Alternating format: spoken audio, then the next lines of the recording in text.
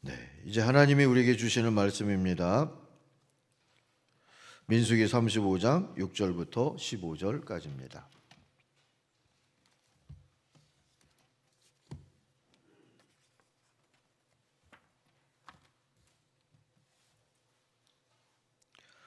너희가 레위인에게 줄 성읍은 살인자들이 피하게 할 도피성으로 6성읍이요 그 외에 42성읍이라. 너희가 레위인에게 모두 48성읍을 주고 그 초장도 함께 주되 너희가 이스라엘 자손의 소유에서 레위인에게 너희가 성읍을 줄 때 많이 받은 자에게서는 많이 떼어서 주고 적게 받은 자에게서는 적게 떼어 줄 것이라. 각기 받은 기업을 따라서 그 성읍들을 레위인에게 줄지니라.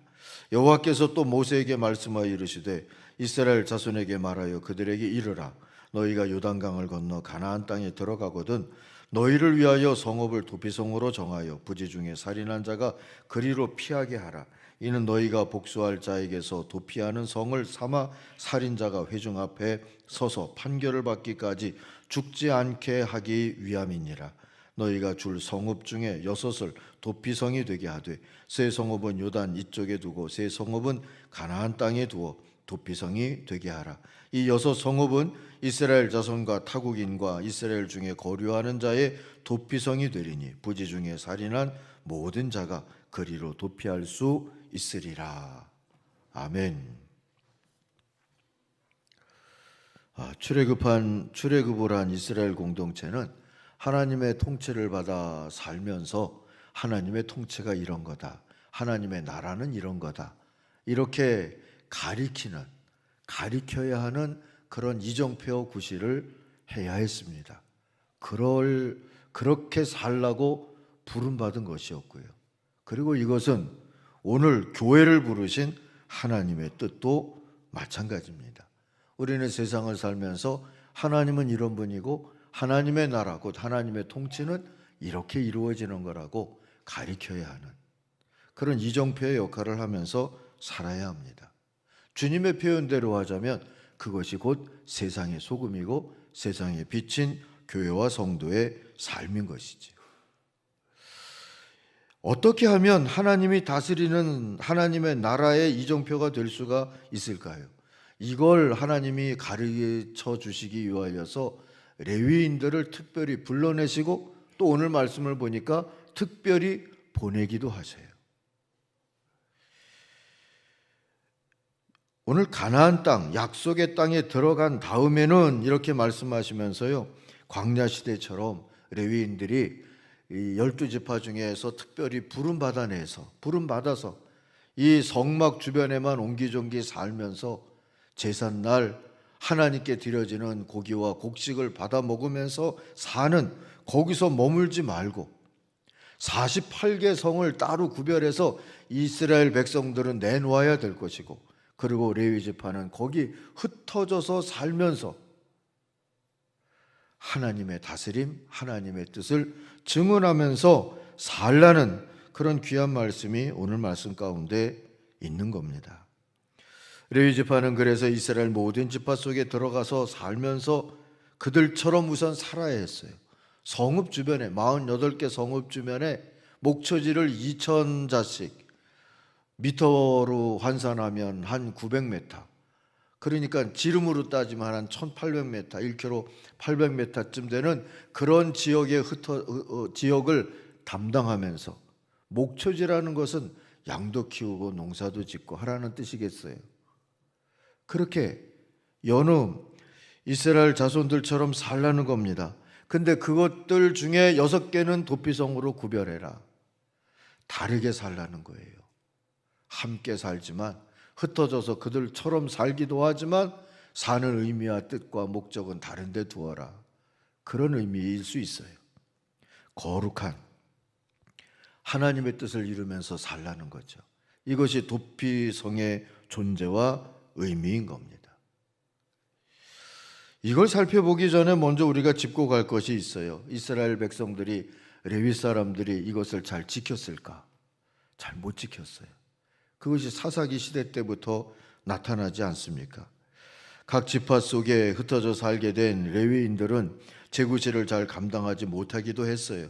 그래서 하나님께 드려야 할 온전한 예배가 샤머니즘과 우상 숭배적인 요소와 함께 섞여서 혼탁해졌고요.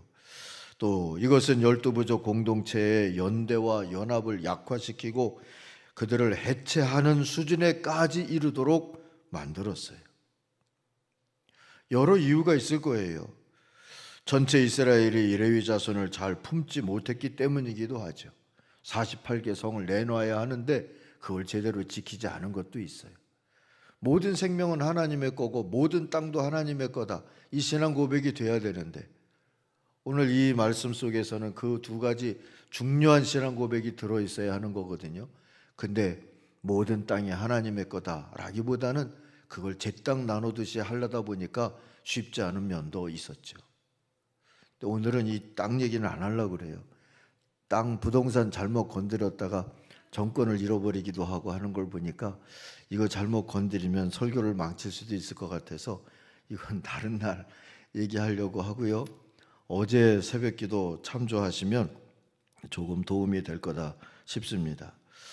어쨌든 이스라엘도 재구시를 잘 못했고 흩어져 살게 된 레위 사람들도 세상에서 소금되고 빛된 미션, 하나님의 통치와 나라를 바르게 증거해야 하는 그런 미션을 감당하지 못했기 때문에 그리 됐죠. 결국 왕조 시대가 열리고 중앙 집권적인 왕권을 강화하고 예루살렘 중앙 성소에서만 하나님을 예배하게 하는 특단의 조치를 취하면서 이스라엘은 겨우 하나의 예배, 하나의 신앙 고백을 회복했고요. 이스라엘 12부족 공동체라고 하는 권위와 영광도 되찾게 됐습니다. 반면에 대신 잃어버린 게 생겼어요. 불러내신 하나님의 뜻만이 아니라 다시 흩어져 살라고 보낸 그런 레위인에게 주신 사명, 그들의 미션, 그걸 잃어버리게 됐어요. 지방 성소의 제사장 기능을 잃어버린 레위인들 중에서 일부는 예루살렘 성소에서 제사장들을 도와서 성전의 음악가, 문지기, 곡간지기 같은 일자리를 갖게 됐죠.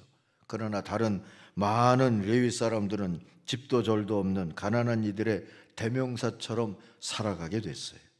종종 이단적인 성소의 고용인이 되기도 하면서 말입니다. 결국 이스라엘 전체를 놓고 보면 중앙에서 멀어질수록 하나의 신앙에서도 멀어지게 되어지고 그만큼 결집력도 약해지면서 나라는 점점 쇠퇴해가는 길로 접어들 수밖에 없었어요. 이런 역사는 우리에게도 큰 교훈을 줍니다. 교회는 세상으로부터 부름받은 교회이기도 하지만 세상 속의 교회여야 한다는 이것을 분명하게 붙잡아야 되겠다 하는 교훈입니다. 우리는 세상 속에서의 교회된 모습을 선교라고 구분해서 부르기를 좋아하죠. 그러나 여러분, 그것까지가 교회예요. 교회와 선교는 별개가 아니어야 하죠. 그냥 교회여야 하는 겁니다. 세상 속에서의 소금과 빛의 미션을 잊어버리고 소금병 속에서만 있는 소금, 감추어 놓은 등잔 같기만 한 그런 교회는 반쪽일 수밖에 없거나 병든 모습일 수밖에 없는 겁니다. 그러므로 오늘 말씀에서 이 하나님의 나라의 비전을 제대로 들어야 합니다. 레위 지파 자손들이 이스라엘 12지파 속에서 부름받았을 뿐만 아니라 12지파 속에 흩어져서 살게 된 것과 그 의미를 6개로 구분한 이 돛비성을 통하여서 주님은 배우게 하기를 원하셨던 그 뜻을 우리들이 헤아려야 한다는 이야기입니다. 이 모습 이대로가 온 세상에 흩어졌던 디아스포라 유대 공동체의 미션이기도 했고 예루살렘에만 머물지 않고 온 유대와 사마리아와 땅끝까지 흩어져서 하나님의 나라의 비전과 복음을 전했던 사도적인 교회, 곧 선교하는 교회의 미션이 됐기 때문입니다. 오늘 말씀을 의지해서 이런 교회를 돛비성 교회라고 부를 수 있어요. 좀 더 풀어서 이해를 하면 생명을 살리는 교회예요. 이 돛비성 얘기는 오늘 본문 민수기 35장에도 비전 제시의 형태로 나오지만 신명기 19장에 가서 보면 이제 다음 세대가 가나안 땅에 들어가기 전에 모세를 통하여서 설교를 듣는데 그 설교와 해설의 형태로도 나옵니다. 그리고 여호수아 20장에 가서 보면 실행 명령 형태로 나오죠. 거기에는 6개의 도피성의 이름도 나옵니다. 요단강 서편 쪽에는 3곳, 납달리 산지 갈릴리의 게데스, 에브라임 산지의 세겜, 유다 산지 기랏 아르바, 이건 헤브론 성이라고도 불렀어요. 그리고 요단강 동편 땅의 르우벤 평지 광야의 베셀, 갓지파 땅의 길앗 라뭇, 므낫세 땅의 바산 골란 같은 이름들이 구체적으로 나옵니다. 이런 도피성, 세상을 살리는 교회를 통하여서 우리가 선포하고 드러내야 할, 증언해야 할 하나님 나라 가치는 뭐겠습니까? 3가지로 오늘 말씀을 통하여서 정리를 할 수가 있을 것 같아요. 첫째는 모든 생명의 주인은 하나님이다. 그래서 모든 생명은 존엄하다 하는 것을 선포해야 하는 겁니다. 도피성 제도는 하나님만이 생명의 주인이고 땅의 주인이라는 믿음에서 출발했다 하는 이야기를 드렸죠. 근데 사실 애굽에서는 그런 믿음을 가지고 살 수가 없었습니다. 시브리인들이 경험한 자기들의 생명은 애굽 땅에서 결코 존엄하지도 않았고 평등하지도 않았기 때문이에요. 특별히 애굽 사람들보다 또 높은 양반들보다 이들의 생명은 열등했어요. 가치 있게 여겨지지 않았어요. 요즘 우크라이나 전쟁터를 보면서 생각하죠. 전쟁은 할 게 아니다. 생명을 존귀하게 여기지 않는 반하나님 나라적인 악행이다 하는 걸 말입니다. 군인들끼리만 싸우게 되나요? 병원에도 폭탄이 떨어지고, 그리고 애꿎은 아이들이 거리를 떠돌아야 되고 피난민이 되어야 하고 많은 민간인들이 죽어야 하는 그런 모습, 무슨 의미로요? 무슨 뜻으로요? 그런데 애굽에서 히브리들의 일상을 보면 그냥 그런 전쟁터 같이 살았어요. 히브리들의 생명은 돈으로 사고 팔 수 있었을 뿐 아니라 힘센 자들에게 끊임없이 위협을 받으면서 살았으니까요. 노예들의 적정수를 유지하기 위해서 남자아이가 태어나면 부모의 손으로 죽이게 했던 이야기를 알지 않습니까? 생명의 존엄을 망각한 그런 세상의 사회의 최악의 예가 될 수 있죠. 그러다가 출애굽을 하고 그러다가 새 나라 하나님 나라의 헌법을 듣게 됐어요. 그게 10계명이죠. 그 중에 6번째 계명이 살인하지 마라. 좀 더 긍정적으로 표현하면 생명이니 살게 하라. 오늘 말씀의 제목이 되는 겁니다. 이걸 들었을 때 히브리 사람들은 나도 존엄하고 보호받을 만한 가치가 있는 생명이구나 깨닫지 않았겠어요? 얼마나 감격했고 얼마나 하나님의 나라를 희망하며 기다렸겠습니까? 광야길을 가던 이스라엘이나 광야 같은 세상에서 살고 있는 오늘의 교회는 이런 하나님의 나라를 가리키는 이정표로 살면서 하나님 나라의 왕이 오실 길을 예비하는 광야의 소리가 돼야 하는 겁니다. 그러므로 도피성 같은 교회들은 오늘도 생명을 살리는 노력을 하면서 생명의 복음을 전하고 생명을 살리는 비전을 전하면서 살고 있어야 하는 것이지요. 거기에 기도의 의미, 전도의 의미, 사랑의 돌봄의 의미가 들어있어야 하는 겁니다.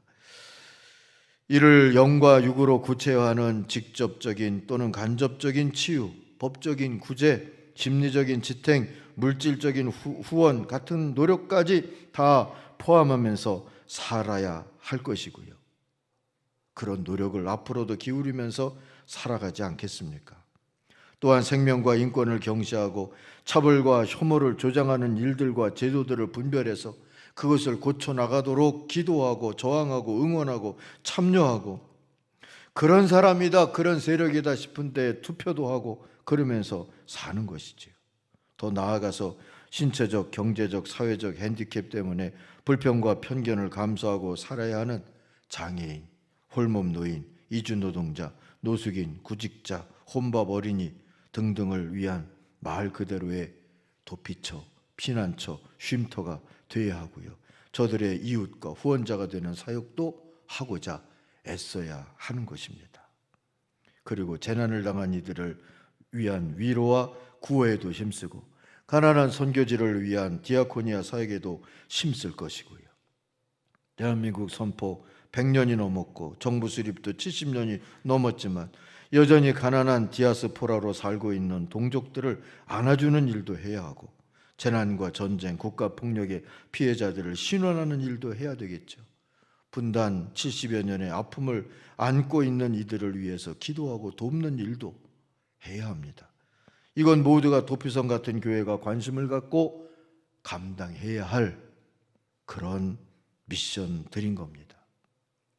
다음 세대에게 평화의 교육을 해서 나와 너도 평화롭게 살고 공동체도 평화롭게 섬기고 지구촌 생태계도 평화롭게 감당하며 평화를 위해서 일하는 사람으로 자라가서 세상으로부터도 일 뿐만 아니라 세상 속에서의 소금과 빛으로 살게 하도록 그렇게 섬기는 일도 오늘 교회가 해야 할 일입니다. 이런 것들이 오늘 주님이 도피성이 되어주시고 피난처가 되어주신다고는 생명을 살리는 주님이시라고 하는 것을 증언하고 가리키는 이정표인 교회의 모습이어야 함을 깨닫게 되죠. 두 번째로 도피성은 모든 인간은 죄인이라는 깨달음에서 출발합니다. 그래서 도피성 교회는 그 죄인들에게 죄를 직시하고 싸워 이길 소망을 전해야 하는 겁니다. 도피성은 6번째 10계명 중 6번째 계명의 적용을 통해서 그 일을 하고 있는 것이다. 그렇게 해석할 수 있어요. 원래 법은 뭡니까? 살인하지 마라. 하나님 나라에서는 누구든 이 법 아래에 있어야 하기에 다른 수식어가 필요치 않았던 것이죠. 살인하지 마라. 그러나 현실에서는 어떻습니까? 스스로를 더 높다고 여기는 자들이 이 생명 존중의 법 위에 있으려고 하죠. 사실 이게 죄죠. 이 죄로부터 권력자와 가진 자의 도덕적 해이가 비롯되고 부정부패를 조장하는 관행과 적폐가 계속되고 유전 무죄, 무전 유죄라고 하는 세상이 돼버리는 겁니다. 온갖 갑질에 시달리는 상대적 약자들의 소울품이 가시지 않는 거고요. 이런 게 다 하나님의 통치를 떠난 탐욕 사회의 죄 아니겠습니까? 안타깝게도 이런 게 교회 공동체 안에서는 아예 안 보인다 이렇게 장담하기가 어렵다는 게 문제이기도 하고요. 사랑하는 성도 여러분, 법이나 규칙을 아무리 의롭게 만들어도 사람이 그 위에 있으려고 하는 한 의를 이루기는 쉽지 않습니다. 그래서 법을 적용해야 할 필요가 생기는 것이지요. 피해 보복 제도가 생긴 이유입니다. 눈에는 눈으로, 이는 이로, 생명은 생명으로 갚으라는 이 피해 보복 제도는 살인하지 마라 하는 이 계명을 누구나 지켜야 한다는 것을 깨우쳐 주기 위한 적용인 것이지요. 살인죄를 권력과 부를 이용해서 어물쩍 넘기려 할 경우에 그 가족들이 나서서 보복하고 공동체는 이를 용인하라는 법인 겁니다. 법의 순서와 질서를 따라서 오영부영 계속하다가 힘 있는 자들 다 빠져나가게 하기 전에 그것은 주님의 이름으로 보복하고 갚아라 하는 게 피해 보복 제도죠. 그런데 문제는 또 남죠. 보복의 책임을 다하기에는 제 몸 하나도 지탱하기 버거운 이들이 있는 거예요. 친척도 가족도 별로 없이 홀어머니가 아들 하나 키우는데 그 아들이 어떤 안 좋은 해코지를 당해서 죽었다? 이 홀어머니 혼자서 어떻게 피해 보복을 감당할 수 있겠어요? 반면에 피해자가 힘센 집안의 사람일 경우에는 전후좌우 가리지 아니하고 피해 보복을 신속하게 해치울 수 있었겠죠. 그게 과실치사인지 고의적 살인인지 따질 새도 없이 말입니다. 그래서 살인하지 말라의 적용인 피해 보복 제도를 적용해야 하는 법이 또 나온 거예요. 그게 도피성 제도가 된 거죠. 사실 법은 필요하고 법치도 필요하지만 그것이 만능일 수 없어요. 왜 그렇습니까? 죄 때문이에요. 우리 안에 있는 죄. 법과 처벌, 보복 같은 것은 결국 인간 행동의 결과를 다룰 뿐이지 않습니까? 죄를 어찌하진 못해요. 사형제도가 흉악죄를 줄이지 못한다 하는 것과 같은 이치죠. 죄는 결과라기보다 의도이기 때문입니다. 그래서 죄는 법을 두려워하지 아니하고 오히려 법을 악용하는 일까지 저지를 수가 있는 것이지요. 결국 도피성 제도는 인간이 싸워야 할 대상이 죄인이 아니라 죄라는 것을 우리에게 가르쳐 줍니다. 그리고 죄는 하나님, 생명, 법보다 위에 있으려 하는 인간의 교만, 그럴 수 있으면 그렇게 하고야만 하는 인간의 탐욕인 것이고요. 그러므로 세상에서 하나님 나라의 이정표이고 도피성인 교회는 죄를 깨우치고 죄를 분별해서 싸우고 우리 안에 스며드는 교만과 탐욕을 추상같이 경계하는 선지자적 사역을 감당하며 살아야 하는 겁니다. 성육신하신 주님이 세상에서 그리하셨듯이 말입니다. 십자가를 지고 죽으시면서까지 세상에 죄를 드러내시고 그것을 향한 하나님의 심판을 증언하셨듯이 말이죠. 세 번째로 도피성 제도는 신원과 보복은 하나님께서 하신다 하는 믿음이 들어있는 제도입니다. 교회는 이를 믿기에 자비와 관용의 공동체, 곧 죄인들을 위한 도피성이 돼야 하는 겁니다. 하나님은 가인과 아벨 때부터 억울한 죽음을 당한 자를 신원하시는 분으로 계시하셨죠. 스스로를. 미가 선지자는 마지막 날이 억울함을 풀어주는 신원의 날이 될 것이라고 그렇게 예언해 주었습니다. 바울도 보복하는 일, 그것은 주님의 몫이라고 가르쳐 주었어요. 로마서 12장 17절 이하의 말씀 보니까 그래서 아무에게도 악으로 악을 갚지 말고 모든 사람 앞에서 선한 일을 도모하라 했습니다. 근거로 붙잡은 주님의 말씀이 원수 갚는 것은 내게 있으니 내가 갚으리라 하신 주님의 말씀을 붙잡고 그렇게 말했어요. 그러면서 내 원수가 줄이거든 먹이고 목마르거든 마시게 하라. 그리함으로 내가 숯불을 그 머리에 쌓아놓으리라. 악에게 지지 말고 선으로 악을 이기라 하고 해설해 주었고요. 신원과 보복은 그래서 주님께 맡기는 게 교회입니다. 그리고 교회는 어느 누구에게라도 자비와 관용의 품을 열어주고 그렇게 살아야 이 믿음을 증언할 수가 있는 것이지요. 그러므로 모든 편견, 혐오, 정죄는 우리의 몫이 아닙니다. 그건 주님만의 몫입니다. 가까운 이들이 서로 견해를 달리하고 때로는 이단에 빠지기도 하고 그래도 그것을 정죄나 절교로 끝내지 말아야 하는 이유입니다. 그들에게도 교회는 도피성이어야 하니까 말입니다. 신원은 주님이 하신다는 것을 믿으면 그리할 수 있지 않겠습니까? 도피성을 만들고 다시 레위인들을 세상에 보내셔서 그 도피성을 섬기라고, 아니 도피성이 되어서 살라고 그렇게 하신 뜻이 여기 있다는 것을 우리들이 기억을 하십시다. 이제 정리합니다. 교회는, 그리고 세상의 소금인 성도는 모든 생명은 존엄하다는 신념을 가지고 한 생명을 위해서 기도하고 전도하고 전인적인 돌봄을 베풀면서 세상을 살아야 합니다. 더 크게는 지긋한 생태계까지 우리의 품에 두고 기도 제목에 두고 우리의 행동 반경에 두고 살 수 있어야 하는 것이지요. 두 번째로 춘풍 추상의 신념을 가지고 자기 개혁도 사회 개혁도 추구하는 선지자적인 미션을 감당해야 합니다. 남들에게는 봄바람처럼 관대하게, 자기 자신에게는 가을 서리처럼 엄정하게 하라는 게 춘풍 추상이죠. 그렇게 우리들이 살아야 합니다. 보통은 이 반대로 사는 게 우리의 문제죠. 세 번째로 죄인과 약자를 품는 도피성 교회를 이루는 미션을 감당해야 합니다. 우리는 그렇게 하나님의 나라를 증언하는 세상의 소금, 세상의 빛으로 부름받았다는 것을 잊지 마십시다.